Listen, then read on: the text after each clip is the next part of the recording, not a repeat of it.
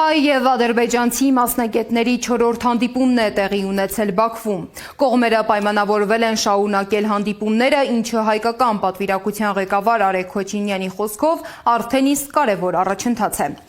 Նա նշել է, որ երկարատև հակամարտության հետևանքները հնարավոր չէ կարճ ժամանակում հաղթահարել, սակայն նման շփումները նպաստում են խաղաղության օրակարգի առաջմղմանը։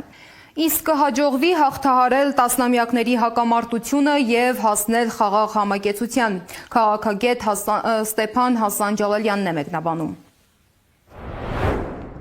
Հայաստանի ու Ադրբեջանի միջև խաղաղություն չի եղել, չկա և չի լինելու, քանի դեռ օկուպանտ և ցեղասպան Ադրբեջանը չի ազատել Արցախի հանրապետության սահմանադրորեն ամրագրված ամբողջ տարածքը, երկրորդ, քանի դեռ Արցախի հանրապետության մեր հայրենակիցները չեն վերադարձել Արցախ տիրոջ իրավունքով և կարգավիճակով, երրորդ, քանի դեռ մեր հայազգի ապօրինաբար առևանգված ներկայացուցիչները գտնվում են Բաքվի բանտերում և ազատ չեն արձակվել և անվերապահ կերպով ազատ չեն արձակվել ու չեն վերադարձել հայրենիք,